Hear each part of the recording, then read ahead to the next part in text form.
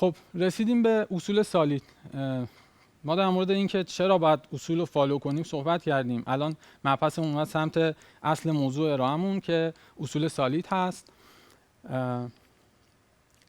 این اصول در واقع سال 2000 توسط آقای آنکلباب ارائه شد و در واقع میتونیم اینجوری بگیم که قبلتر از اون هم بود. شاید دهه 70 80 خیلی ها با عناوین مختلف به این اصول اشاره میکردن، separation of concern یا هر اسم دیگه ای، ولی آقای آنکلباب در سال 2000 در واقع جمع و جور کردن این اصول رو به نام اصول سالید که الان ازشون ما استفاده میکنیم.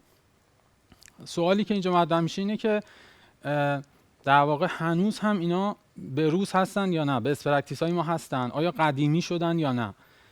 در واقع میشه گفت اگه شما هنوز با ایف و ال سر و کار دارید، اگه لوپ میذارید توی کدتون، اگه اساینمنت دارید، چه میدونم ایتریشن دارید، پس همچنان این اصول به درد شما میخورن و قدیمی نمیشن و همچنان بست پرکتیس هستن. خب ارائه ما راجع به همین 5 اصل سالیده که احتمالاً باهاش آشنا هستید. بریم تک تک راجع به هر کدومشون صحبت کنیم، ازشون مثال ببینیم که بتونیم بهتر اونا رو جا بندازیم براشون. اصل اول اصل سینگل ریسپانسیبیلیتیه. این اصل اگر یک تعریف رو من اینجا آوردم، اگه بهش دقت بکنید، فرض بکنیم یک تعریف درستی باشه. خیلی جاها اگه برید تعریف رو سرچ بکنید در واقع اینو میبینید که هر کلاس، هر ماژول، هر بخش باید یک ریسپانسیبیلیتی، فقط یک ریسپانسیبیلیتی داشته باشه. اگر این تعریف رو مبنای کارمون قرار بدیم، اتفاقی میفته که آقای مارککونی، این عنوان یک مقاله است که دارید میبینید، میگه که من دوست ندارم سینگل ریسپانسیبیلیتی رو. چرا؟ جملهشون اینه، در واقع کد کردم ازشون که میگن اگر این شکلی سراغ سینگل ریسپانسیبیلیتی برید، شما با یک کد بیسی مواجه میشید که پر از کلاس تگ منظوره تگ فانکشن است و این خیلی بده برای کد بیستون. این آقای مارککونی گفتن. پس الان سوال من اینه که پس سینگل ریسپانسیبیلیتی چه تعریفی داره؟ چطور باید من بهش اپروچ کنم که دوچار اون مشکل نشم؟ آقای آنکلباب یه تعریف بهتر دارن به نظر من. این نظر شخصی من. نظرشون اینه که ریسپانسیبیلیتی رو ما دلیل تغییر بدونیم، reason to change. پس میگه هر ماژول باید تنها یک دلیل برای تغییر داشته باشه. هر بخش از کد در واقع، هر کلاستون، هر انتیتیتون باید این موضوع براش صادق باشه تا بگیم بهش سینگل ریسپانسیبیلیتی داره. پس میگه اگه شما یک انگیزه پیدا کردید که تغییر دیگه‌ای برای یک کلاستون پیدا کنید، یک دلیل تغییر جدید داشتید، اونجا به این نتیجه باید برسید که سینگل ریسپانسیبیلیتی رعایت نشده و باید اون کدتون از اونجا باید جدا بشه برای دلیل تغییر دوم. این هم آقای آنکلباب گفتن. یک وردینگ دارن آقای آنکلباب به ریزن تو چنج، میگن اکتور. یه خورده راجع به اکتور بیشتر باید صحبت کنیم که کلا اکتور منظورشون چیه تو این مبحث. اکتور، من سوال میشه برام، ریفکتورینگ آیا اگر کد من به 2 مدل بشه ریفکتورش کرد، میتونم بگم سینگل ریسپانسیبیلیتی نقض شده یا نه؟ یا باگ فیکس، حتی به 2 روش یه باگو میتونم فیکس کنم، آیا بازم میتونم بگم سینگل ریسپانسیبیلیتی نقض شده؟ اینجا باید اینو گفت که در واقع کد مسئول این نیست، پروگرام مسئولیت و ریسپانسیبیلیتی ریفکتورینگ و باگ فیکس رو نداره، در واقع پروگرامره که اون مسئولیت رو داره. پس از موضوع ما اینجا خارج میشه. پس پروگرام مسئول چیه؟ الان سوال ما اینجاست. من نمیدونم اگه پروگرامر مسئولش نیست، پروگرام ریسپانسیبیلیتیش چیه تو این موضوع؟ یه مثال آوردم، مثال خیلی قشنگه اگه بهش توجه بکنید. توی شرکت سی او خب مسئول راهبری کل شرکته و چند تا هایرارکی اونجا وجود داره. سی اف او مسئول فایننس، اون اف وسط به فایننس برمیگرده. سی او مسئول اپریشنه و سی تی او مسئول تکه در واقع. خب این هایرارکی وجود داره و فرض کنید توی این شرکت یک کدی نوشته شده به اون شرکت. یک ایمپلویی دارم که 3 تا فانکشن در اون هست. فانکشن اول مربوط به محاسبه حقوق اشخاصه که یک مانی برمیگردونه. سیوش مربوط به سیو توی دیتابیس و یا هر جای دیگه است و ریپورت اورز مربوط به ساعت کاری های هر شخص تو اون شرکته. خب اولی مشخصه که یک کار فایننسیه و به سی اف او شرکت برمیگرده، مسئولیت ایشونه. سیو کردن حالا توی دیتابیس یا هر جای دیگه یک کار تکیه که سی تی او مسئول در واقع هندل کردن اون موضوع و ریپورت اورز یک کار اپریشنیه. خب اگه تو این ماجرا یک اتفاقی بیفته، اون اتفاق این هست: فرض کنید یک ماه حقوق نیروها رو 2 برابر واریز میکنن، یک اشتباه اتفاق افتاده، کسی که اخراج میشه احتمالاً CFO. البته حالا اخراج نمیشه ولی در واقع براش تبعاتی خواهد داشت. خب CFO حق داره اینجا اعتراض کنه، بگه شمایی که رفتی داری سیو دیتابیس عوض میکنی، چرا باید کلکیولیت پی من دستکاری بشه، چرا باید حقوق اشتباه شه؟ و به نظر منم حق داره، باید باندری اینا جدا باشه از هم. ریسپانسیبیلیتی این بخش از کد در واقع سینگل نیست، چرا که 3 تا اکتور ما اینجا تو این سیستم داریم. پس اکتورامون همین 3 تا بودن. اینجا میتونم بگم این اصل سینگل ریسپانسیبیلیتی درباره آدم هاست، یعنی اکتورهای شما آدم ها. اگر 2 تا آدم، 2 تا شخص، 2 تا استیک هولدر، 2 تا پروداکت اونر، 2 تا شخصی که از مارکتینگ اومدن، 2 تا نیاز متفاوت دارن، شما اونجاست که باید تصمیم بگیرید کدتون رو 2 بخش بکنید یا نه. که راه حلی که حالا اینجا هست میبینید سیو و کلکیولیت پی و ریپورت رو جدا کردیم. در نهایت هر کدوم یک کلاس مجزا شدن و حالا سینگل ریسپانسیبیلیتی اینجا برقرار شد. خب ما معمولاً بیزینس رولمون رو با یو آیمون یکی در نظر نمیگیریم، رو هم تاثیر نمیذارن. این یه جنبه دیگه از سینگل ریسپانسیبیلیتیه. یا اینکه SQL کوئریامون اصلا ربطی به پروتکل کامیونیکیشنمون ندارن. شما روی XMPP، HTTP، چه میدونم سوکتی ربطی نداره که SQL کوئری چیه. پس این هم در واقع مدل دیگه از سینگل ریسپانسیبیلیتیه که ما باید کاملا ریسپانسیبیلیتی بخش‌های مختلف کدمون از هم جدا کنیم. در واقع سینگل ریسپانسیبیلیتی دلیلیه که شما شمای دیتابیستون از بیزینس رولتون جداست. بیزینس رول چیه؟ همون دومین شماست. حالا ما خیلی جاها تو این ارائه شاید به دومین برگردیم. دومین بسیار مبحث مهمیه، اطلاع داشتن ازش، دیزاین کردنش خیلی مهمه. پس زمانی که ما داریم دومین دیزاین میکنیم، حالا اینجا به مبحث دومین دریون دیزاین هم خوب اشاره بکنم که ما توی ارائه اولمون داشتیم. اگر دوست داشتید برید اون دومین دریون دیزاین مرور بکنید، چرا که یکی از اصولش اینه که شما در موقع دیزاین درگیر دیتیل پیاده سازی لو لول ها نباشید، مثلا دیتابیس یا امثال. شما میبینید رول های بیزینستون رو میبندین، اونجا نباید صحبت از این باشه که DTO های من چه فیلدایی دارن، اونجا نباید صحبت این باشه که دیتابیس من چه تکنولوژی داره استفاده میشه. اونجا دارید در مورد رول های بیزینسی صحبت میکنید و اینجاست که سینگل ریسپانسیبیلیتی بسیار خودش رو نشون میده و در آینده پروژهتون تاثیر خیلی زیادی هم خواهد داشت. خب اکتورها پس کیان؟ یه بار مرور بکنیم. کاربره یا نماینده کاربر؟ پروداکت اونر نماینده کاربراست توی شرکت شما.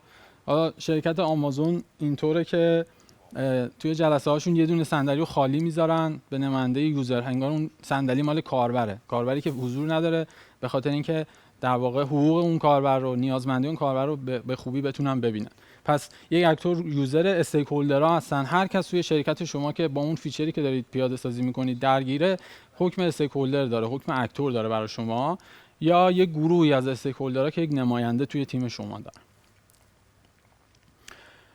خب ریزن توشن یه خورده مبحثی که باید بیشتر در موردش صحبت بکنیم. دلیلش هم این هست که شاید برای شما دوستان سوال باشه که این دلیل تغییر رو تو چه زمانی میشه فهمید، چه زمانی میشه حدس زد. چرا که در لحظه‌ای که شما دارید دیزاین میکنید سیستمتون رو، شاید تو همون موقع متوجه نباشید یا حدس نزنید که در آینده ممکن چه تغییر جدیدی بیاد.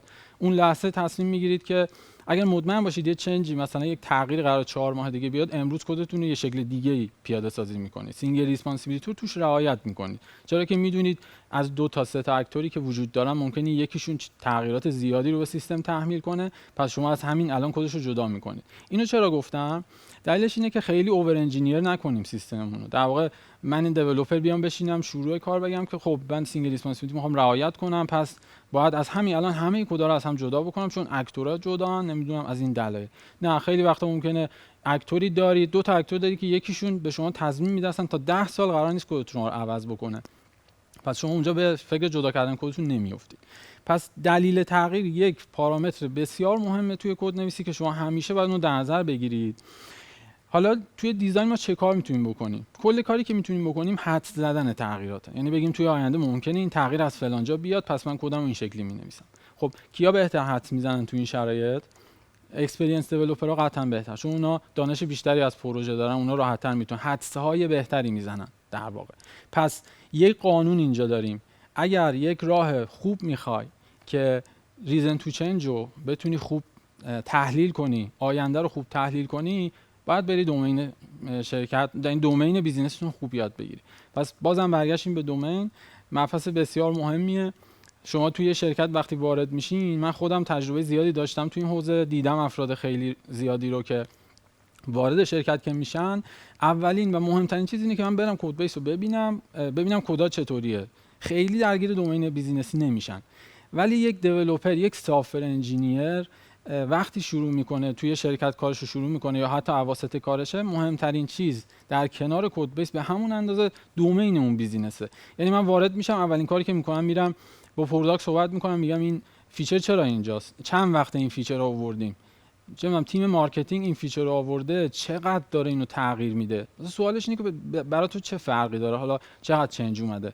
ولی اینجا برای من مهمه، اگر بدونم تیم مارکتینگ هر ماه داره یه فیچر میاره، هر ماه داره فیچرش رو عوض میکنه، مدل کدنویسی من تو اون بخش قطعا متفاوت خواهد بود. مثال‌های زیادی از این دارم. یه مثالی که همین الان تو ذهنم اومد، مثال مأموریت‌های راننده است. ما توی اپلیکیشن راننده هامون یک بخشی داریم که یک مأموریت برای راننده‌مون میذاریم، میگیم 3 تا سفر برو مثلا ان تومن جایزه بگیر. این بخش، اونر این بخش مارکتینگه. منم یه ماژول دارم مربوط به، اسمش اینسنتیوه، مربوط به چیزهایی که جذب راننده و توش مهمه. اینجا من شاید کدش رو یه جوری بزنم، چون میدونم کدهایی که سمت من میاد، احتمالاً فیچرهایی که سمت من میاد فیچرهای سریع و زود بازده خواهد بود. تیم مارکتینگ به خاطر اینکه ما رقیب داریم توی بازار، میاد به من میگه که خیلی سریع این فیچر رو من میخوام. من نمیتونم بگم بشین من حالا میخوام برم دنبال یه سری اصول، حالا حتما باید همه چی رعایت شه، باید اینقدر داینامیک کد بزنیم که کاربر اصلا متوجه نشه از صفحه به صفحه بعد میره چه جوریه. خیلی شنیدین میگن کلاینت باید احمق باشه اصطلاحاً، کلاینت اصلا ندونه داره چیکار، بک اند با همه چی برنامه‌ریزی کنه. دیزاین پیچیده‌ای خواهد بود. اگه ما 3 ماه درگیر پیاده سازی این موضوع بشیم، اصلا کلا مارکت رو از دست دادیم. پس من اگر بدانم این بخش از کدم اینقدر تغییر داره، معماری حتی اون ماژول ممکنه متفاوت در نظر بگیرم. اینو گفتم حواسمون باشه، خیلی نباید اوور انجینیر کنیم هر سیستمی رو. بیزینس دومین هم اگه خوب بشناسیم، دلیل تغییرمون هم قطعاً راحت‌تر میتونیم حدس بزنیم و راحت‌تر میتونیم تو اون بخش کد نویسی کنیم. خب تو این اسناد زیاد صحبت کردم، بریم یکم مثال ببینیم از سینگل ریسپانسیبیلیتی. کلاس کانتکست رو قطعاً باهاش آشنایید. کانتکست چند تا مسئولیت داره، من دسته‌بندیشون کردم. مسئولیت اولی که داره اینه که شما با سیستم سرویس ها در ارتباط باشید. فرض کنید دوره‌ای که این کد نوشته شده، اون شرکتی که دوره هم جمع شدن گفتن بیاین کلاس کانتکست رو طراحی بکنیم، چند تا پروداکت اونر اومدن، یکیشون مسئول همین سرویسه بوده، گفته من میخوام سرویسی مثلا مثل تلفنی منیجر داشته باشم، لطفا اینو برام دیولپ کنید.